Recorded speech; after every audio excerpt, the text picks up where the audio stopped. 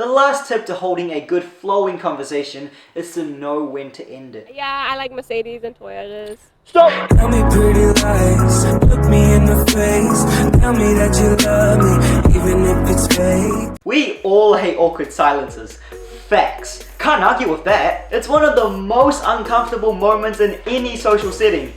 Well, maybe not as bad as farting in public, but that's not what this video is about. Welcome to this channel. My name is Joe, and today I'll be teaching you how to prevent awkward silences. In other words, how to be a smooth motherfucker and carry on conversations forever, or as long as you want. Here's 5 tips to hold a nice flowing conversation. Starting off with the easiest to implement, have a few go-to topics that you can just dish out whenever you're faced with an awkward silence or when you feel like it's approaching. Now, you can't exactly plan out every single line that you're gonna say in a conversation, but at least keep a few go-to topics or phrases up your sleeve that you can use with almost anyone. Look, I've learned how useful this is because having ADHD, if you couldn't tell already, one thing that I'm terrible at is winging things, doing things without some sort of plan. Because when I'm asked to do things on the fly, my brain wouldn't let me concentrate for more than 2 seconds. I just blank out. I have the working memory capacity of a golden retriever. Bet you thought I was gonna say goldfish. Actually, golden retrievers are pretty smart though.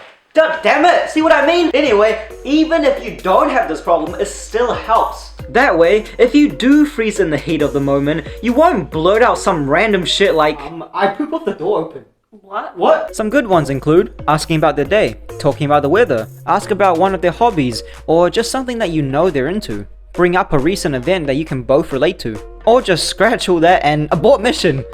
Number 2, ask open-ended questions. They open the door to more elaboration, which is key to a good conversation. You want the conversation to get deeper as it goes, not in the other direction and devolve. And asking close-ended questions basically guarantees one-word answers. That's the easiest way to kill a conversation. Sends you straight back to the awkward silence.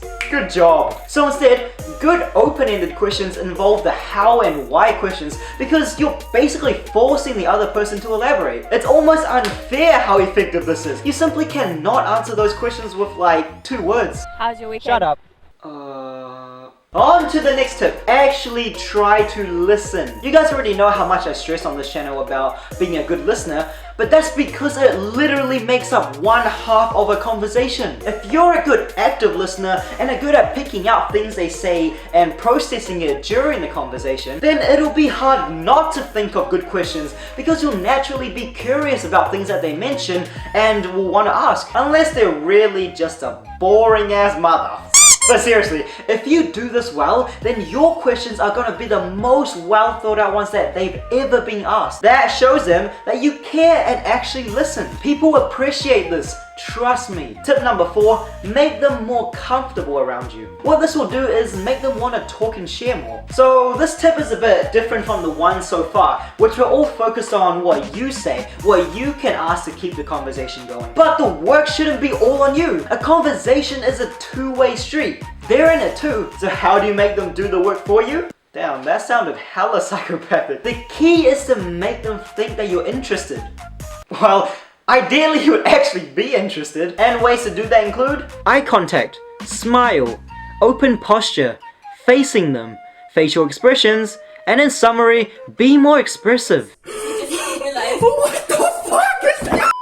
I mean, technically that is more expressive and you're not wrong, but moving on! The last tip to holding a good flowing conversation is to know when to end it. Okay guys, I know, having a good conversation is one of the best feelings ever. When you're in one, time seems to go so fast. But sadly, just like all good things, they eventually come to an end. It's inevitable, just like Thanos. And as much as it hurts to move on from that topic that you enjoy talking about so much, when the time comes, you'll know. You just gotta let it go.